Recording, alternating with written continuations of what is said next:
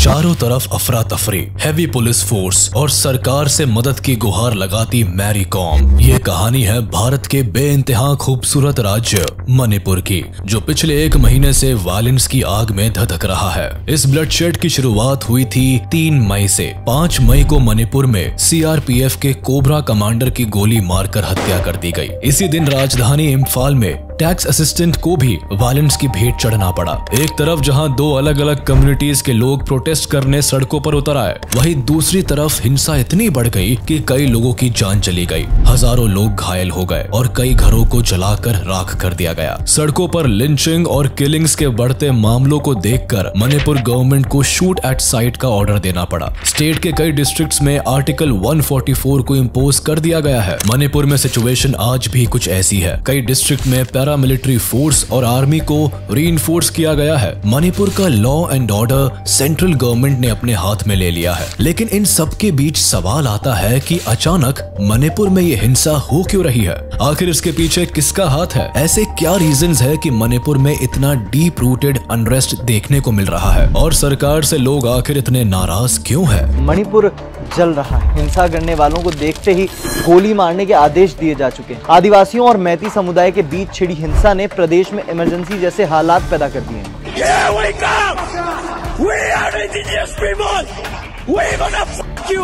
That they may not be able to work well together or even stay together, and this is going to have an impact on the future of Manipur as a state, politically, economically speaking, but more importantly, socially.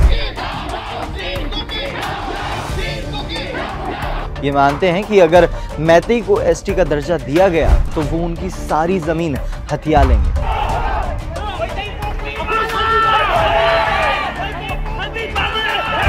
India के north east में located Manipur में हो रही violence का root cause वहां की demography में लाई करता है।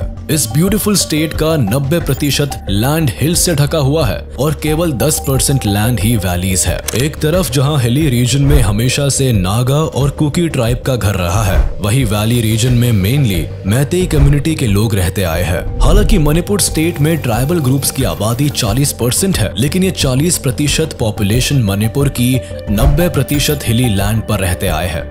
इन ट्राइब्स ग्रुप्स में नागा और कुकी के अलावा कई रिकॉग्नाइज्ड और अनरिकॉग्नाइज्ड ट्राइब्स भी शामिल है, जो मेनली क्रिश्चियन धर्म में विश्वास रखते हैं। मणिपुर की बची हुई 60% पॉपुलेशन है मैतेई ग्रुप की, जो राज्य के केवल 10% हिस्से में सिमटी हुई है। इस ग्रुप में वैष्णव, हिंदू और मुस्लिम धर्म को मानने वाले लोग शामिल है, जिनको आम भाषा में पंगल्स भी कहा जाता है। मणिपुर के दोनों एथनिक ग्रुप एक डिफरेंट कम्युनिटी, कल्चर और ट्रेडिशन को रिप्रेजेंट करते हैं। दोनों ही ग्रुप्स की सरकार से अपनी रिप्रेजेंटेशन को लेकर मांगे भी अलग है, लेकिन इन डिमांड में असली परेशानी खड़ी हुई है सरकार के रूल्स, एक्ट और मणिपुर हाई कोर्ट के ऑर्डर से, जिसके चलते आज पूरा मणिपुर एथनिक वायलेंस के रंग में रंग गया है। इस पूरे इवेंट की शुरुआत होती है फरवरी 2023 से, जब मणिपुर स्टेट गवर्नमेंट फैसला लेती है कि वो मणिपुर के फॉरेस्ट एरिया को सेव करेगी। इसके लिए छुरा चंदपुर डिस्ट्रिक्ट के फॉरेस्ट एरिया में रहने वाले कई ट्राइबल लोगों को उनके घर से डिस्प्लेस कर दिया जाता है। बिना किसी वार्निंग के उनके घर तोड़ दिए जाते हैं और उन्हें कोई रीसेटलमेंट भी प्रोवाइड नहीं किया जाता है। Kuki tribal group state government के इस फैसले को ट्राइबल कम्युनिटी के खिलाफ समझती है। कुकी पीपल अलायंस भी गवर्नमेंट के इस फैसले को स्ट्रॉन्गली क्रिटिसाइज करती है। मार्च 2023 में इस इनजस्टिस के खिलाफ आवाज उठाने के लिए छुर चंद्रपुर में कई ट्राइबल लोग सड़कों पर उतर आते हैं और सरकार के खिलाफ पीसफुल प्रोटेस्ट निकालते हैं, लेकिन सरकार इस प्रोटेस्ट को अनकॉन्स्टिट्यूशनल करार देती है। आदिवासियों को उनके घर से हटाने के पीछे सरकार रीजन देती है कि उन्होंने ह्यूमन एनक्रोचमेंट को रोकने के लिए और फॉरेस्ट एरिया को बचाने के लिए जो लैंड सर्वे करवाया था, उस बाउंड्री में ट्राइबल गांव भी शामिल था, इसीलिए उसे हटाया गया है। इसके अलावा ऐसा इसीलिए भी किया गया है क्योंकि कई ट्राइबल लोग फॉरेस्ट का इस्तेमाल ड्रग्स बिजनेस को बढ़ाने के लिए कर रहे हैं, जो इंडिया के लिए खतरनाक हो सकता है।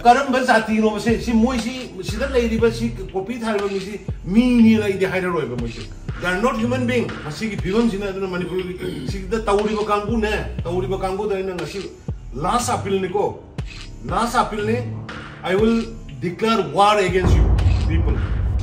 सरकार के इस रवैये से नागा और कुकी ट्राइब पहले ही ना खुश होते हैं, लेकिन उनकी एजिटेशन तब और बढ़ जाती है जब 20 अप्रैल को Manipur high court state government को डायरेक्ट कर देती है कि वो मैतेई कम्युनिटी को भी शेड्यूल्ड ट्राइब की लिस्ट में शामिल करे। हाई कोर्ट के इस ऑर्डर से नागा और कुकी ट्राइब में बवाल मच जाता है। उन्हें ये एक्सेप्टेबल नहीं होता कि मैतेई कम्युनिटी को भी शेड्यूल्ड ट्राइब का स्टेटस मिले। कई ट्राइबल लीडर्स चुराचांदपुर डिस्ट्रिक्ट में 8 घंटे के शटडाउन का ऐलान कर देते हैं। इसी दौरान मणिपुर के चीफ मिनिस्टर बीरेन सिंह भी चुराचांदपुर में एक रैली को एड्रेस करने वाले होते हैं। साथ ही उन्हें एक जिम को भी इनॉग्रेट करना होता है, लेकिन प्रोटेस्टर्स की भीड़ इतनी अग्रेसिव हो जाती है कि जिम में जमकर तोड़फोड़ होती है और रैली के वेन्यू को भी टारगेट बनाया जाता है। बीरेन सिंह इसके बाद भी जब रैली करने से नहीं रुकते तो प्रोटेस्टर्स इवेंट वेन्यू में घुस जाते हैं। इस अफरा तफरी में न केवल पुलिस फोर्स घायल होती है बल्कि प्रोटेस्टर्स भी घायल हो जाते हैं। माहौल में बढ़ती टेंशन से गवर्नमेंट को पूरे डिस्ट्रिक्ट में कर्फ्यू लगाना पड़ता है। मोबाइल सर्विसेज को 5 दिन के लिए सस्पेंड कर दिया जाता है। 3 मई 2023 को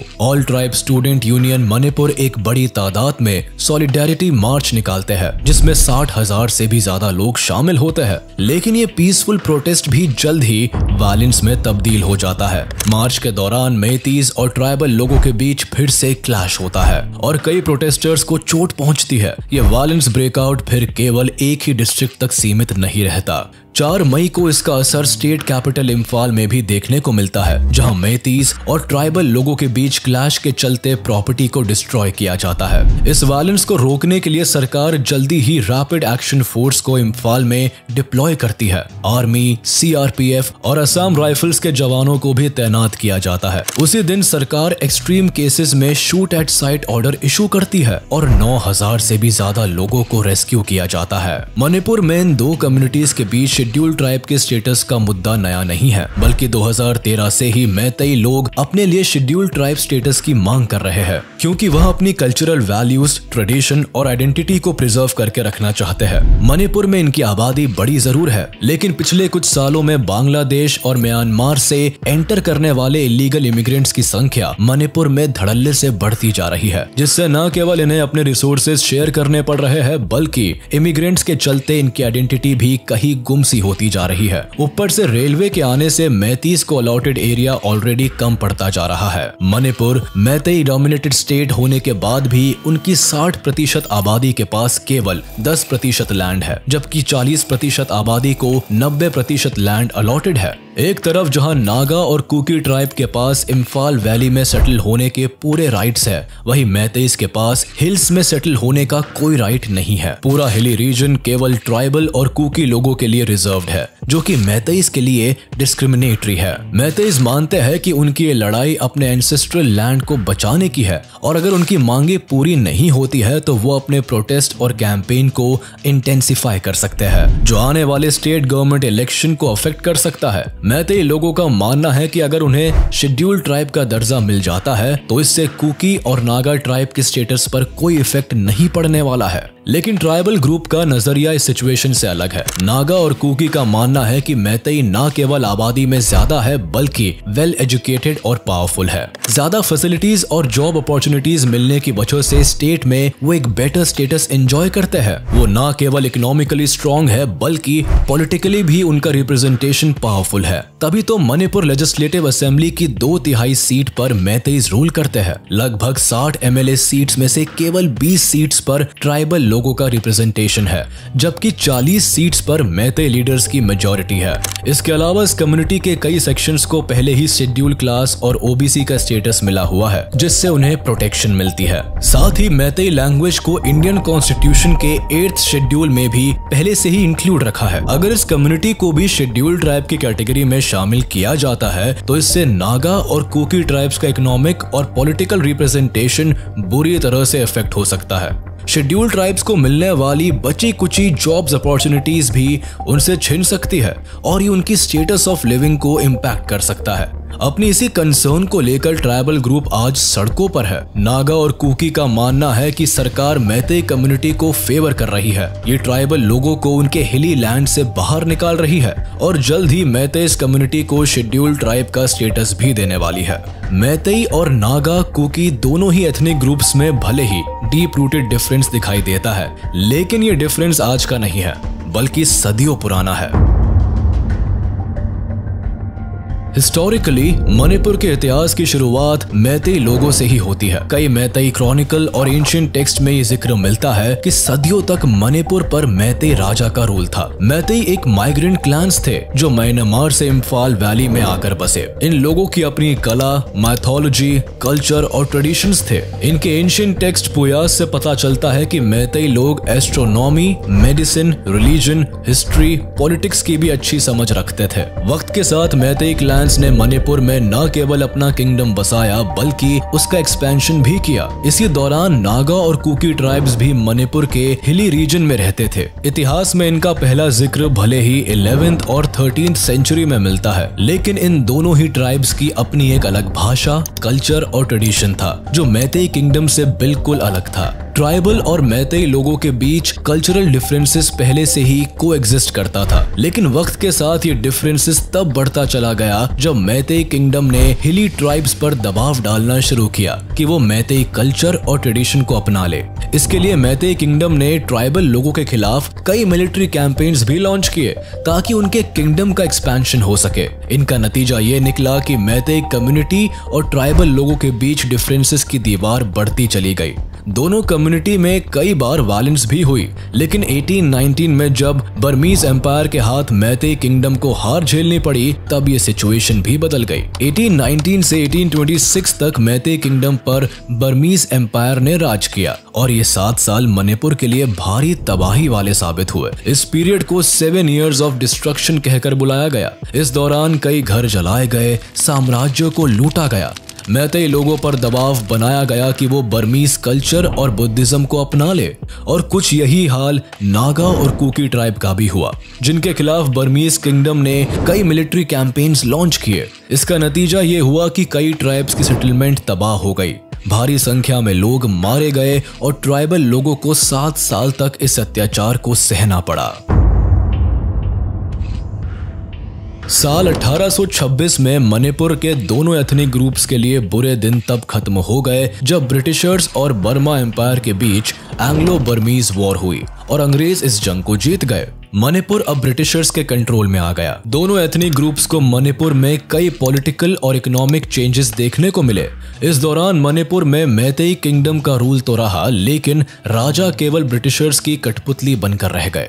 मेनली मणिपुर के इम्फाल में ब्रिटिशर्स ने अपना कंट्रोल जमाया और हिली रीजन के ट्राइबल लोगों को हिली एरिया में रहने के लिए फ्री छोड़ दिया। फिर 1891 में ब्रिटिश सरकार ने मणिपुर को एक प्रिंसली स्टेट बना दिया। धीरे धीरे ब्रिटिशर्स अपनी पॉलिसी में बदलाव लाए। मणिपुर को पूरी तरह कंट्रोल करने के लिए उन्होंने डिवाइड एंड रूल का सहारा लिया और दोनों ही एथनिक ग्रुप्स में पनप रही दूरियों को बढ़ा दिया। एक तरफ जहां उन्होंने अपने पॉलिटिकल स्ट्रक्चर में मैतेई कम्युनिटी को प्रेफरेंस देनी शुरू कर दी, वहीं दूसरी तरफ ब्रिटिश गवर्नमेंट एक लैंड सेटलमेंट पॉलिसी लेकर आए जिसमें फर्टाइल लैंड मैतेई कम्युनिटी को दी गई, जबकि कम उपजाऊ भूमि कुकी ट्राइब के हिस्से आई। इसमें सबसे बड़ी प्रॉब्लम ये थी कि कुकी ट्राइब केवल एक जगह पर रहने में विश्वास नहीं रखते थे। वह शुरुआत से ही अपने जानवरों के साथ फॉरेस्ट के अलग अलग हिस्सों में रहते थे। इसीलिए जब ब्रिटिशर्स ने उन्हें परमानेंटली एक ही लैंड में सेटल करना चाहा तो इससे उनके लिए अपने कल्चर को फॉलो करना मुश्किल हो गया। इस लैंड सेटलमेंट से धीरे धीरे कुकी और मैतेई कम्युनिटी के बीच एक्सट्रीम टेंशन्स पैदा होने लगे। दोनों ही एथनिक ग्रुप में एक दूसरे के लिए नफरत इस हद तक बढ़ गई थी कि फिर यह दुश्मनी कभी दोस्ती में नहीं बदली। 1947 में जब भारत को आजादी मिली तो मणिपुर के सामने भी भारत में शामिल होने का प्रस्ताव रखा गया था। उस समय मणिपुर स्टेट के राजा बोधचंद्र सिंह थे जिन्होंने ये डिसीजन लिया कि मणिपुर एक इंडिपेंडेंट स्टेट रहेगा। वो ना तो भारत में शामिल होगा और ना ही पाकिस्तान का हिस्सा बनेगा। 1947 में आजादी के बाद भी कई सालों तक बोधचंद्र सिंह मणिपुर के राजा बने रहे, लेकिन मणिपुर की ज्योग्राफिकल लोकेशन म्यांमार और चाइना बॉर्डर पर होने की वजह से प्रिंसली स्टेट भारत के लिए स्ट्रेटेजिक था। इंडियन गवर्नमेंट की कंसर्न थी कि मणिपुर के जरिए चाइना इंडियन बॉर्डर्स में घुसपैठ कर सकता है और इंडिया की सिक्योरिटी के लिए थ्रेट बन सकता है। इसीलिए मणिपुर पर अपनी पकड़ बनाना इंडिया के लिए जरूरी था। इसके अलावा आजादी के बाद से ही मणिपुर में धीरे धीरे कम्युनिस्ट मूवमेंट बढ़ रही थी, जो कि भारत की स्टेबिलिटी के लिए खतरा बन सकता था। मणिपुर में रह रही जनता भी मोनार्की सिस्टम से तंग आ चुकी थी। उन दिनों मणिपुर में राजा के खिलाफ प्रोटेस्ट तेज हो रहे थे। वहां एक लेजिस्लेटिव असेंबली भी फॉर्म हो चुकी थी। साल 1949 में मणिपुर के राजा ने इंडिया के साथ एक मर्जर अग्रीमेंट साइन किया, जिससे मणिपुर इंडिया की यूनियन टेरिटरी में शामिल हो गया। लेकिन प्रॉब्लम ये थी कि राजा ने अग्रीमेंट साइन करने से पहले लेजिस्लेटिव असेंबली की परमिशन नहीं ली। इसीलिए मणिपुर की एथनिक ग्रुप्स मान बैठी कि राजा से एग्रीमेंट फोर्सफुली साइन कराया गया है। इस मर्जर से ना तो मैतेई कम्युनिटी खुश थी और ना ही नागा कुकी ट्राइब खुश थे, क्योंकि यूनियन टेरिटरी बनने से मणिपुर को सेंट्रल गवर्नमेंट चला रही थी, जिन्हें मणिपुरी लोगों के डिफरेंट कल्चर और ट्रेडिशन का ज्ञान नहीं था। इसके अलावा जो ब्यूरोक्रेट्स मणिपुर को गवर्न करते थे वो भी इंडिया के अलग अलग हिस्सों से होते थे। इसीलिए एथनिक ग्रुप्स की डिफरेंट डिमांड्स को समझ पाना और फुलफिल कर पाना एक बहुत मुश्किल टास्क था। नागा ट्राइब चाहती थी कि असम, अरुणाचल प्रदेश और मणिपुर में मौजूद नागा ट्राइबल एरियाज नागालैंड में मिल जाए। वही कुकी ट्राइब की डिमांड थी कि इंडिया, बांग्लादेश और म्यांमार के जिन भी एरियाज में कुकी ट्राइब्स रहती है उन्हें मिलाकर एक सेपरेट नेशन बनाया जाए, जिसे ज़ेलेंगाम नाम दिया जाए। लेकिन मैतेई की मांग दोनों ट्राइबल ग्रुप से अलग थी।